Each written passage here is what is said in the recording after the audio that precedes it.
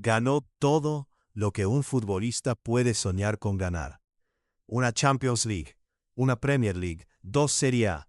Fue campeón en 4 países distintos.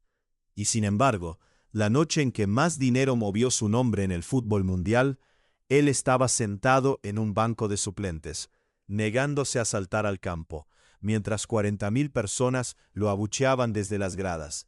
Se llama Carlos Alberto Martínez, aunque el mundo entero lo conoce por el apellido de la mujer que lo crió, Tevez. Y esta es la historia de un chico que salió de uno de los barrios más peligrosos de Sudamérica cargando una cicatriz que le atravesaba el cuello, y que terminó siendo, al mismo tiempo, uno de los ídolos más queridos del fútbol argentino, y uno de los futbolistas más señalados de Europa.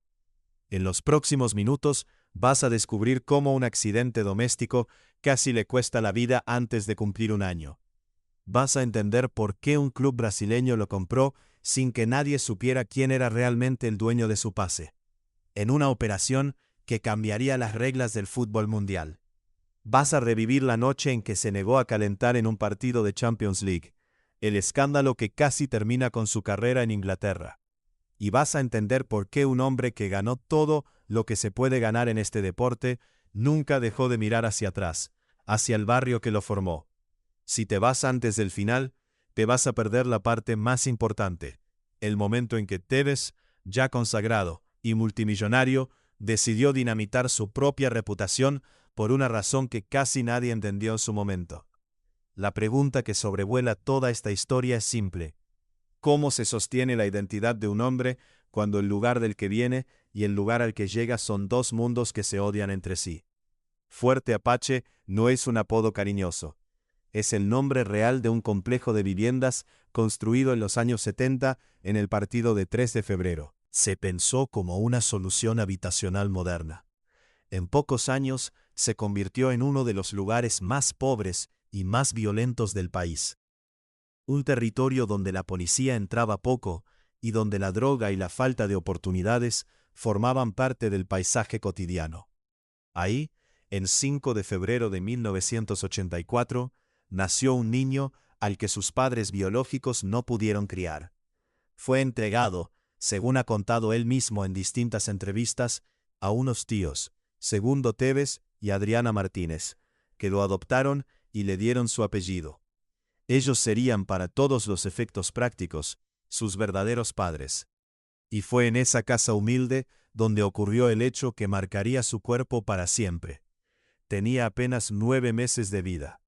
Una olla con agua hirviendo cayó sobre él. Las quemaduras le cubrieron buena parte del cuello, el pecho y un brazo. Sobrevivió, pero la piel quedó marcada de por vida con una cicatriz que décadas después millones de espectadores verían en alta definición cada vez que él se sacaba la camiseta para celebrar un gol. Esa marca, que cualquier otro niño hubiera intentado esconder, se convirtió con los años en parte de su identidad pública. Nunca la ocultó, nunca se operó para disimularla, pese a que económicamente pudo haberlo hecho 1000 veces. La dejó ahí, visible, como si fuera un recordatorio permanente de dónde venía. Y quizás, sin saberlo entonces, ese pequeño gesto de no esconder la cicatriz fue la primera señal de algo que definiría toda su carrera. La negativa absoluta a convertirse en alguien distinto de lo que era, incluso cuando el fútbol le ofreció, una y otra vez, la posibilidad de reinventarse en una versión más cómoda, más aceptable, más fácil de digerir para el público europeo.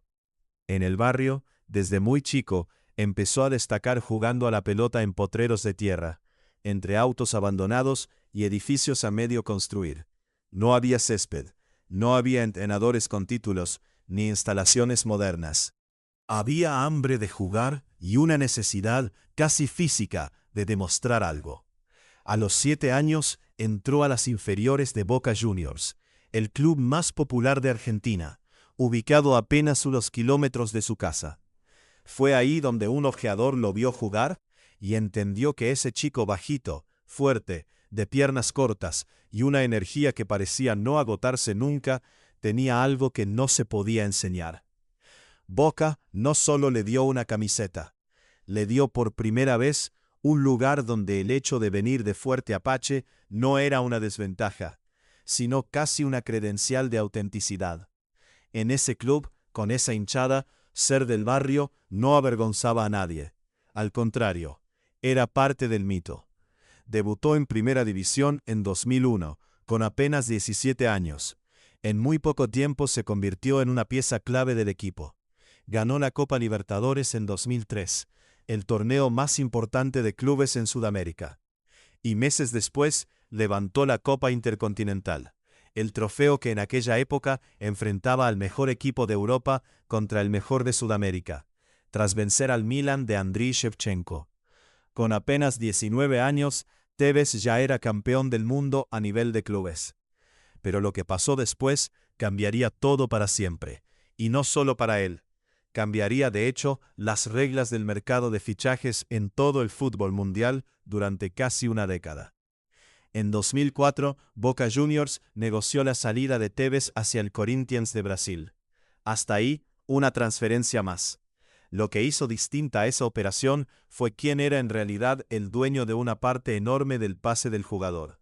No era Boca, no era el propio Tevez. Era una empresa llamada MSI, Media Sports Investment, controlada por un empresario iraní-británico de nombre Kia Jorabchian. Bajo este sistema, conocido como propiedad de terceros, un fondo de inversión compraba los derechos económicos de un futbolista joven con proyección, apostando a que su valor se dispararía en el futuro, y se quedaba con un porcentaje de cualquier venta posterior. El jugador seguía siendo, sobre el papel, propiedad de un club, pero una parte sustancial del dinero que generaba su carrera terminaba en manos de inversores que nunca habían pisado una cancha con él. Tevez no eligió este sistema, lo heredó. Pero durante los siguientes años, esa estructura opaca lo perseguiría como una sombra, generando sospechas, investigaciones y titulares que muchas veces tenían más que ver con contratos y porcentajes que con lo que hacía dentro del campo.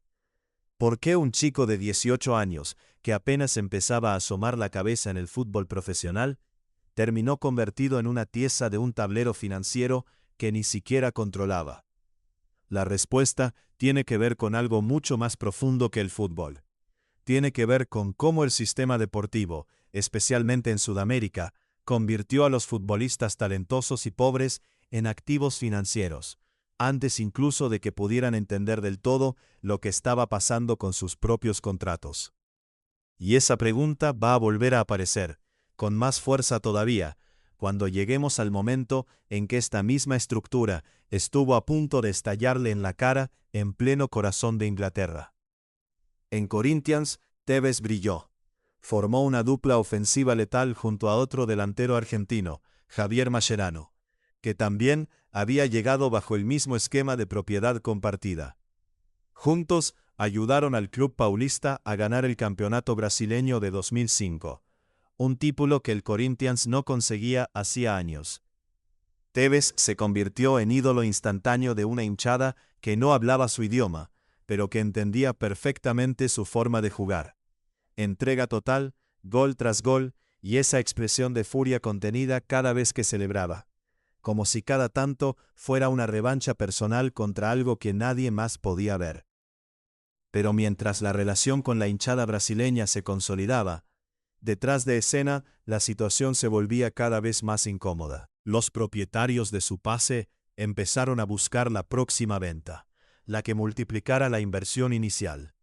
Y el destino elegido fue Inglaterra, la liga más rica del mundo, donde ningún club había visto todavía hasta ese momento cómo funcionaba realmente por dentro este tipo de operaciones.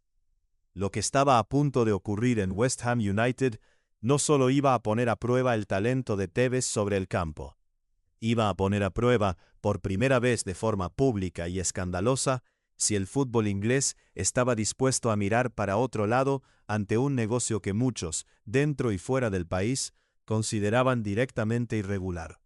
West Ham United no era en 2006 un equipo pensado para pelear títulos. Era un club histórico de la zona este de Londres, con una hinchada fiel pero con una plantilla que esa temporada luchaba directamente por no descender a Segunda División. Ahí llegó Tevez, cedido junto a Javier Mascherano, bajo el mismo esquema de propiedad de terceros que había gestionado su salida de Boca. Los primeros meses fueron duros. El equipo estaba hundido en la tabla. El entrenador que lo había fichado fue destituido a mitad de temporada. Y muchos hinchas empezaron a preguntarse si aquel delantero argentino del que tanto se hablaba realmente estaba a la altura de la Premier League. Y entonces todo se vino abajo antes de empezar a levantarse. West Ham llegó a las últimas semanas de competencia prácticamente condenado al descenso. Pero ahí, cuando ya casi nadie confiaba en la permanencia, Tevez encontró la versión de sí mismo que definiría el resto de su carrera en Europa. La del futbolista que juega como si cada partido fuera el último de su vida. En las últimas 7 jornadas, con el descenso prácticamente firmado, West Ham consiguió una racha que en Inglaterra todavía se recuerda como The Great Escape, la gran fuga. Tevez fue determinante en ese tramo final, y el desenlace no pudo ser más dramático. La última jornada de la temporada 2006-2007 enfrentó a West Ham contra el Manchester United, ya campeón, en Old Trafford. Un triunfo visitante mantendría a West Ham en primera división y mandaría el descenso a otro equipo, el Sheffield United, que se había mantenido invicto en las últimas semanas.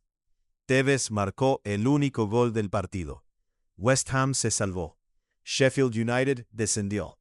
Y ahí empezó una polémica que iba mucho más allá del resultado deportivo. Pocas semanas después de aquel partido, salió a la luz lo que muchos ya sospechaban. La Premier League determinó que West Ham había incumplido las normas sobre propiedad de terceros, al no declarar correctamente los contratos que ataban a Tevez con la empresa MSI. El club fue sancionado con una multa histórica de 5,5 millones de libras, la más alta impuesta hasta ese momento en la historia de la competición.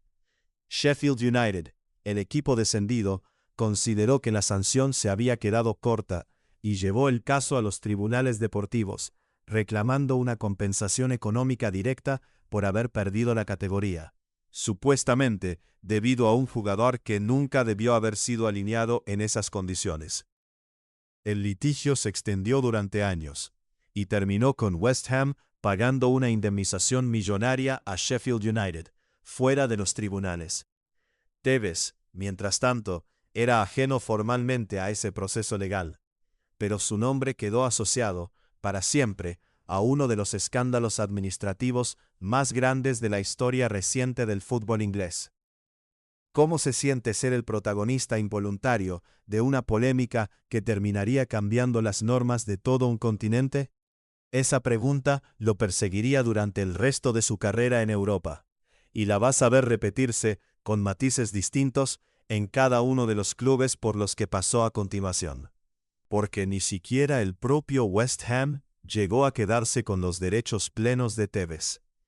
Cuando terminó la temporada, la misma estructura de propiedad compartida que lo había llevado a Londres, lo llevó en el verano de 2007 a Manchester United. Y aquí, la historia vuelve a repetirse con una variante inquietante. Tevez tampoco llegó como un fichaje convencional. Llegó cedido, sin que el United pagara por su pase de forma directa, en una operación tan enredada legalmente que durante buena parte de su primera temporada en el club, la afición no sabía con certeza si el jugador continuaría la temporada siguiente. Sir Alex Ferguson, el legendario entrenador escocés, lo hizo debutar rápidamente y le dio minutos importantes, pero nunca terminó de comprometerse públicamente con una compra definitiva. Tevez, mientras tanto, hacía lo único que sabía hacer bien: correr, presionar, pelear cada balón, como si el club le debiera algo, aunque en el fondo fuera exactamente al revés. En sus 2 temporadas en Manchester United, entre 2007 y 2009, Tevez ganó absolutamente todo lo que se podía ganar en Inglaterra y en Europa. Se coronó campeón de la Premier League en 2 ocasiones consecutivas. Y en mayo de 2008 fue titular en la final de la Liga de Campeones contra el Chelsea, disputada en Moscú, un partido que se definió en la tanda de penaltis bajo una lluvia torrencial, y que el United terminó ganando. Tevez levantó, con apenas 24 años, la copa más importante del fútbol de clubes a nivel mundial. Meses después, sumó también el Mundial de Clubes de la FIFA. Sobre el papel, era el sueño cumplido de cualquier futbolista salido de un barrio humilde. La cima absoluta del deporte, con la camiseta de uno de los clubes más grandes del planeta. Pero por debajo de esa superficie brillante, algo no terminaba de encajar. Mientras sus compañeros firmaban contratos largos y estables, él seguía siendo, en la práctica, un jugador cedido, sin garantías de continuidad, atrapado en negociaciones que se desarrollaban por encima de su cabeza entre el club, sus propietarios económicos y sus representantes. ¿Por qué un futbolista que acababa de ganar una Champions League y 2 ligas consecutivas terminó apenas un año después jugando para el archirrival de la misma ciudad? La respuesta tiene mucho menos que ver con el fútbol de lo que parece, y la vas a entender en los próximos minutos, porque lo que ocurrió en el verano de 2009 no fue solamente un fichaje. Fue, para buena parte de la hinchada de Manchester United, una traición. Y para Tevez, según trascendió con el paso de los años, fue la constatación dolorosa de que Ferguson, pese a todos los títulos, nunca había peleado realmente por retenerlo de forma permanente. En julio de 2009, se confirmó lo que parecía impensable pocos meses antes. Carlos Tevez firmaba contrato con el Manchester City, el eterno rival azul del United, que en ese momento estaba comenzando su transformación en potencia económica mundial tras ser adquirido por un fondo de inversión de Abu Dhabi. El City tenía dinero prácticamente ilimitado y una ambición desmedida por competir de tú a tú con los grandes de Europa. Y como parte de su estrategia para marcar territorio en la ciudad, lanzó una campaña publicitaria que todavía hoy se recuerda como uno de los golpes de efecto más audaces en la historia del marketing futbolístico. Un enorme cartel azul, instalado estratégicamente frente a uno de los principales accesos a Manchester, con una fotografía de Tevez vistiendo la camiseta celeste del City y una frase que funcionaba como una provocación directa hacia la hinchada rival: «Bienvenido a Manchester». El mensaje no dejaba lugar a dudas sobre a quién iba dirigido. Ferguson calificó el fichaje como una falta de respeto. La prensa inglesa lo convirtió en portada durante días, y Tevez, que apenas un año antes había sido idolatrado en Old Trafford, pasó a ser de la noche a la mañana uno de los futbolistas más odiados por esa misma hinchada.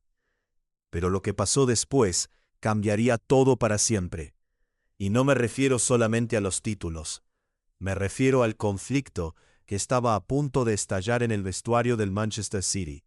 Un conflicto que llevaría a Tevez al momento más oscuro y más señalado de toda su carrera en Europa. La noche en la que se negó a saltar al campo en un partido de Champions League, y que muchos, todavía hoy, consideran el mayor escándalo disciplinario de su carrera como futbolista profesional. En el Manchester City, Tevez encontró primero la confirmación de que había tomado la decisión correcta. En su primera temporada, fue el máximo goleador del equipo. En 2011, levantó la FA Cup, el primer título importante del City en 35 años, y ese mismo año fue nombrado capitán del equipo, el símbolo máximo de liderazgo dentro de un vestuario.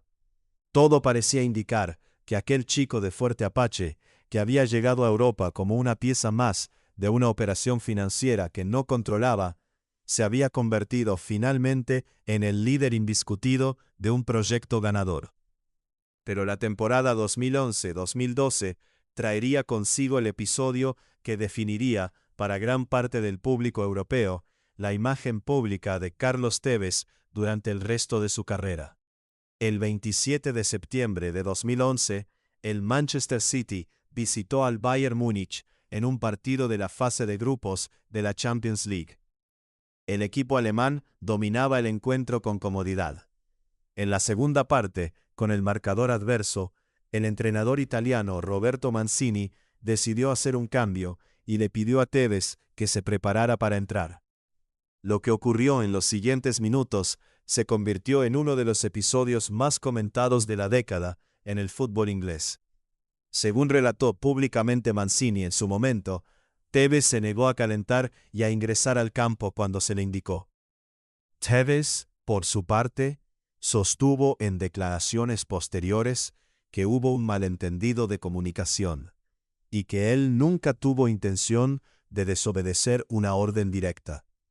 Pero para entonces, el daño ya estaba hecho. Las cámaras de televisión habían capturado la escena de tensión en el banco. Mancini se dirigió a la prensa visiblemente furioso, acusando a su capitán de negarse a jugar. Y la imagen de Tevez, sentado, con el buzo de entrenamiento puesto, mirando hacia otro lado mientras su equipo perdía, se transformó en una de las fotografías más repetidas de esa temporada en toda Europa. Silencio. Eso fue, durante los días siguientes, lo único que ofreció el club de forma oficial. El Manchester City abrió una investigación interna. Mancini declaró a la prensa que Tevez jamás volvería a jugar mientras él fuera el entrenador. El jugador fue apartado del primer equipo, multado con una cifra que trascendió como una de las sanciones económicas más altas jamás impuestas a un futbolista en la historia de la Premier League, y enviado de forma casi simbólica a entrenar en soledad, lejos de sus compañeros, mientras el club decidía qué hacer con él. Durante varios meses, Tevez viajó a Argentina, se mantuvo alejado de los medios ingleses y se convirtió en el centro de una guerra mediática entre quienes lo defendían, argumentando que había sido tratado injustamente por un entrenador que necesitaba un culpable para una derrota humillante, y quienes lo señalaban como el ejemplo perfecto del futbolista millonario, malcriado, incapaz de aceptar la disciplina básica de un vestuario profesional. ¿Fue realmente una negativa deliberada a jugar, o un malentendido que se convirtió en un escándalo internacional por la necesidad de la prensa y del propio club de encontrar un responsable? La verdad completa de lo que se dijo en ese banco de suplentes entre Mancini y Tevez probablemente nunca se conocerá con exactitud. Lo que sí se sabe, porque quedó documentado en las semanas siguientes, es lo que ocurrió después. En enero de 2012, tras meses de exilio deportivo, Tevez viajó de regreso a Manchester. Se reunió con Mancini y con la dirigencia del club. Pidió disculpas públicamente por cómo se habían manejado las cosas, y fue reincorporado al plantel. Muchos en Inglaterra no perdonaron nunca ese episodio. Pero el propio club decidió, con el paso de los meses, que necesitaba a su mejor delantero de vuelta, si quería pelear el título de liga. Y entonces llegó uno de los desenlaces más recordados en la historia de la Premier League. La temporada 2011-2012 se definió en la última jornada, en un mano a mano dramático entre Manchester City y Manchester United por el título de liga. Ambos equipos jugaban simultáneamente. El City, ya reincorporado Tevez al plantel, necesitaba ganar su partido para asegurarse el título por diferencia de goles. Llegaron al final del encuentro empatados, con el United ya habiendo terminado su partido como ganador, lo que significaba que en ese instante el título le pertenecía al equipo rojo. Pero en los minutos de descuento, con casi todo el estadio resignado, el City marcó 2 goles en cuestión de segundos. El segundo de ellos convertido en uno de los momentos más icónicos del fútbol inglés moderno. El Manchester City se coronó campeón de la Premier League por primera vez en 44 años. Tevez, el mismo hombre que meses antes había sido señalado como un traidor al vestuario, terminó la temporada como campeón de Inglaterra, celebrando en el campo junto a los mismos compañeros de los que, según la versión oficial del club, se había negado a formar parte apenas unos meses antes. ¿Cuánto de esa reconciliación fue genuina ¿Y cuánto fue simplemente la necesidad mutua de ganar un título?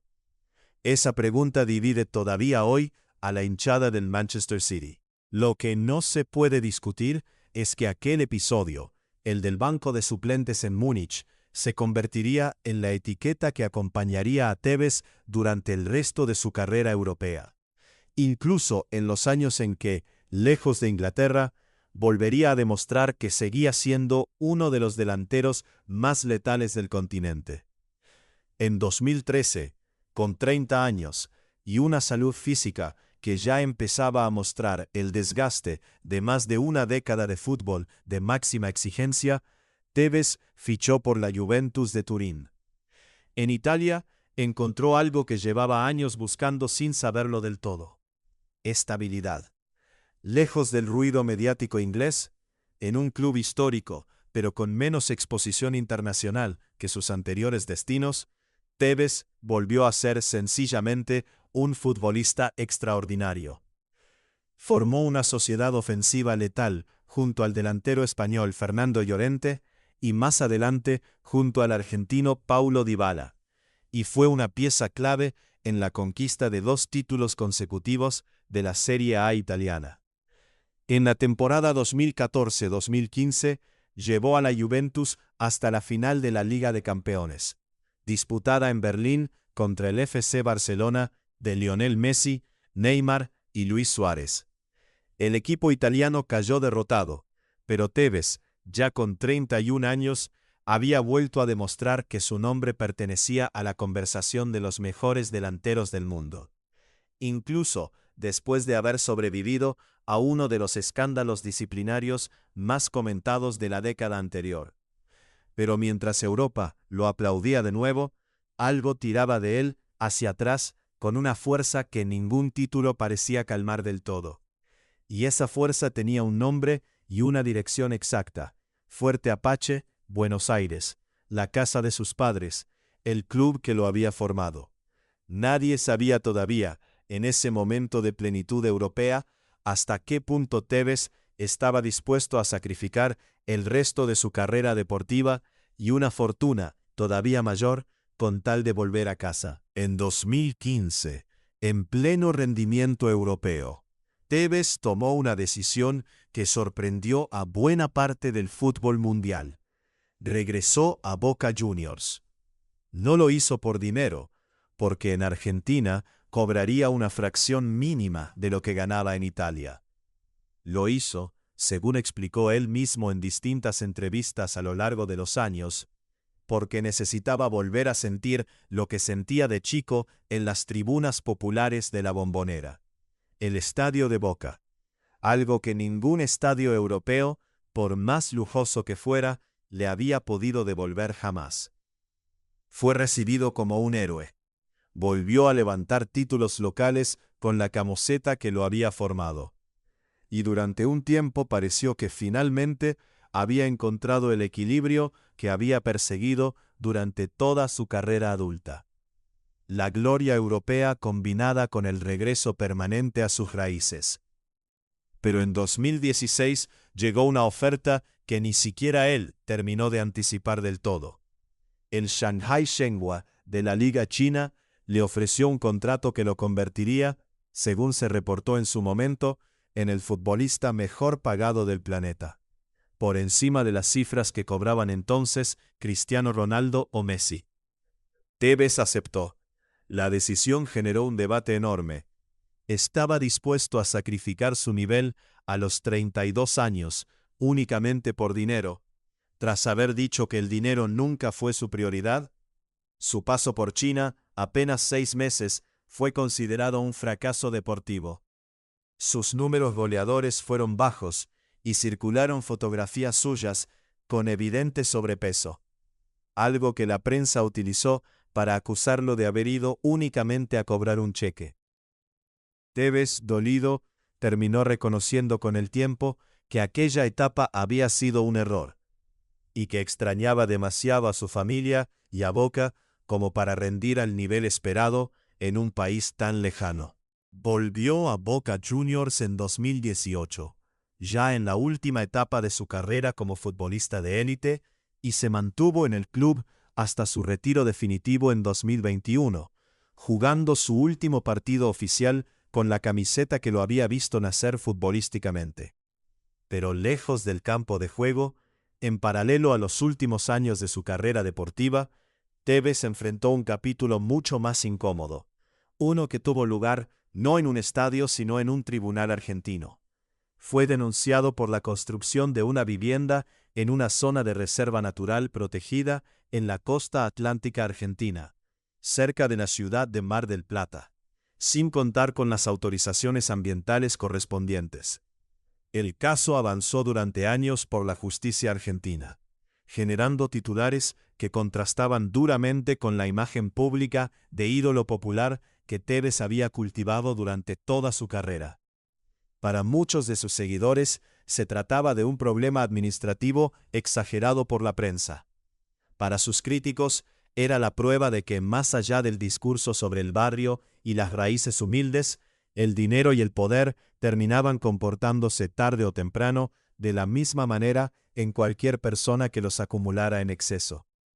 ¿Cómo convive, dentro de la misma persona, el chico que nunca se operó la cicatriz de las quemaduras para no olvidar de dónde venía, con el hombre que años después fue señalado por avasallar una reserva natural protegida para construir su propia vivienda de lujo? Esa contradicción, más que cualquier título o cualquier escándalo futbolístico, es probablemente la pregunta más incómoda de toda esta historia, y no tiene una respuesta cómoda ni sencilla. En junio de 2022, en una entrevista televisiva, Tevez confirmó lo que ya se rumoreaba desde hacía meses. Se retiraba definitivamente del fútbol profesional. Contó que había recibido ofertas para seguir jugando, incluso de la liga estadounidense, pero que sentía que ya había entregado todo lo que tenía para dar. Habló, en esa misma entrevista, de lo duro que había sido el último año de su carrera como jugador, coincidiendo con la internación y la posterior pérdida de su padre adoptivo, Segundo Tevez, el hombre que lo había criado en Fuerte Apache. Y adelantó, ya en ese momento, cuál sería su siguiente sueño dentro del fútbol: convertirse algún día en entrenador de Boca Juniors, el club de su vida. El camino hacia ese sueño, sin embargo, resultó mucho más sinuoso de lo que él mismo imaginaba. En agosto de 2023, debutó como entrenador, pero no en Boca, sino en Independiente, otro histórico club argentino y además rival directo de Boca. La etapa fue breve y terminó sin la continuidad que él esperaba. En julio de 2025 asumió como entrenador de Talleres de Córdoba, con el objetivo explícito de evitar el descenso de categoría. Logró ese objetivo en su primera temporada, pero en mayo de 2026, tras quedar eliminado en un torneo local frente a su clásico rival, el club y Tevez decidieron separar caminos de común acuerdo. Actualmente, mientras el mundo del fútbol se prepara para el Mundial que se disputará en Estados Unidos, México y Canadá, Tevez encontró un nuevo rol, inédito para él. Se sumó como comentarista televisivo para la cobertura del torneo, compartiendo pantalla con otras leyendas del fútbol argentino. Pero según trascendió en su entorno cercano, su verdadero objetivo sigue siendo volver a los banquetes, esta vez con la ambición de dirigir algún día en el fútbol europeo. El mismo continente donde, como jugador, vivió tanto la gloria más absoluta como la humillación pública más recordada de toda su carrera. Repasemos lo que hemos recorrido juntos hasta aquí. Un niño que sobrevivió a una quemadura que pudo haberlo matado antes de cumplir un año, y que decidió, ya adulto, dejar esa cicatriz a la vista en lugar de esconderla. Un adolescente que salió de uno de los barrios más golpeados de Sudamérica para convertirse, con 19 años, en campeón del mundo a nivel de clubes. Un joven cuyo propio pase perteneció durante años a inversores que él nunca eligió. Un capitán que se negó, en el momento más tenso de su carrera, a entrar a un campo de juego frente a millones de espectadores, y que meses después terminó levantando el título de liga con ese mismo equipo. Y un hombre que con todo el dinero y toda la gloria que un futbolista puede aspirar a conseguir, terminó enfrentando a la justicia de su propio país por construir donde no debía construir. Carlos Tevez ganó absolutamente todo lo que el fútbol puede ofrecerle a un jugador. Ligas en 4 países, una Champions League, un Mundial de Clubes, decenas de títulos. Y sin embargo, si hay un hilo que atraviesa cada etapa de su carrera, no es el de la victoria. Es el de una tensión permanente, nunca resuelta del todo, entre el lugar del que salió y el lugar al que llegó. Fuerte Apache nunca lo soltó, ni siquiera en las noches más gloriosas de Manchester, Turín o Buenos Aires. Y quizás esa fue la verdadera explicación detrás de sus decisiones más polémicas. El banco de suplentes en Múnich, el regreso a Boca en pleno rendimiento europeo, el contrato millonario en China que abandonó antes de tiempo. No fueron, como se dijo tantas veces, los caprichos de un futbolista malcriado. Fueron probablemente los intentos de un hombre que nunca terminó de sentirse completamente en casa, en ninguno de los lugares donde el fútbol lo llevó a triunfar. ¿Cuánto de tu propio éxito es realmente ambición? ¿Y cuánto es una forma disfrazada de miedo a volver al lugar del que saliste? ¿Y cuánto de lo que definimos como una traición, en el trabajo o en los vínculos más cercanos, es en realidad la única forma que alguien encontró de sobrevivir a una presión que nadie más podía ver? Carlos Tevez nunca respondió esas preguntas con total claridad, pero las dejó ahí, abiertas, cada vez que decidía dinamitar su propia estabilidad, justo cuando todo parecía, desde afuera, perfecto. Si esta historia te dejó pensando, hay otro futbolista que llevó esa misma tensión entre el origen humilde y la fama absoluta todavía más lejos, hasta un lugar mucho más oscuro del que Tevez jamás llegó a pisar. Su historia te está esperando en el próximo video de este canal.